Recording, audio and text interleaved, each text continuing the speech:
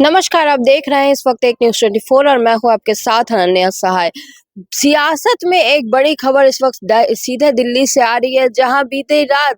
मल्लिकार्जुन खड़गे यानी कांग्रेस के राष्ट्रीय अध्यक्ष के घर पर एक बड़ी बैठक हुई है, जिसमें सारे विरोधी दल के बड़े-बड़े नेता शामिल हुए हैं। इसमें शामिल होने वाले नामों में एक नाम ऐसा भी शुमार है कि पप्पू यादव भी वहां पे, जो कि पूर्णिया से सांसद है, पहुंचे थे और उन्होंने मीडिया से बात करते हुए अपनी बातों में साफ कहा है कि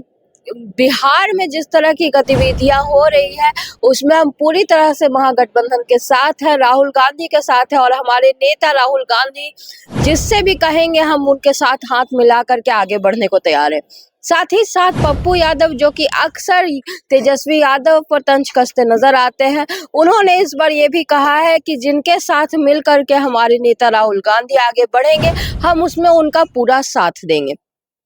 आपको बताते चले कि मल्लिकार्जुन खड़गे के आवास पर हुई बड़ी बैठक में पूरे विरोधी दल के बड़े-बड़े नेता शामिल हुए थे और बिहार के विधानसभा चुनावों को लेकर के भी बड़ी चर्चा हुई है, निर्णायक चर्चा हुई है। जैसा कि हमने आपको पहले भी दिखाया था कि एसआईआर को मुद्दे को लेकर के राहुल गांधी दिल्ली में भी प्रोटेस्ट कर रहे हैं, सारे विरोधी दल के नेता प्रोटेस्ट कर रहे हैं, कई उनमें से प्रशासनिक गिरफ्तारी का भी शिकार हो चुके हैं और ऐसी स्थिति में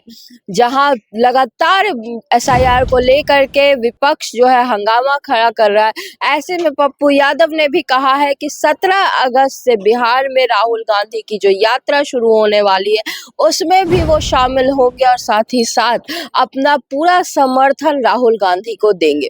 उन्होंने ये भी कहा है कि प्रधानमंत्री मोदी, जो कि भारत के प्रधानमंत्री बन करके बैठे हुए हैं, बिना एसआईआर के, बिना किसी रिवीजन के, गलत वोटों के आधार पर, उन्हें भी सरकार से उतरना होगा, उतरना चाहिए और इसके लिए हम लगातार ही कड़ा विरोध कर रहे हैं। अब देखना यह है कि पप्पू यादव की ये सारी बातें कितनी ज़्यादा सार्थक साबित होती है और देखना ये भी दिलचस्प होगा कि 17 अगस्त से राहुल गांधी बिहार में जो यात्रा शुरू करने वाले हैं, उसका कितना राजनीतिक असर बिहार की जनता पर दिखेगा। क्या एसआईआर को लेकर के जो विपक्ष ने हंगामा खड़ा किया है, उस पर कोई सुनवाई होगी या फिर मुद्दा जो बाकी मुद्दों की तरह ये भी दब जाएगा। और लगातार पप्पू यादव जो प्रधानमंत्री मोदी को ये चैलेंज देते रहते हैं कि कुछ भी हो जाए आपको सत्ता से उतरना पड़ेगा, क्योंकि आप भी उसी वोट बैंक के आधार पर सत्ता में गए हैं, तो फिर क्या इस पे भी कोई सुनवाई होती है या नहीं, ये सारी खबरें हम आप तक पहुंचाएंगे। तब तक के लिए हमारे साथ बने रहिए और देखते रहिए न्यूज़ 24। धन्यवाद।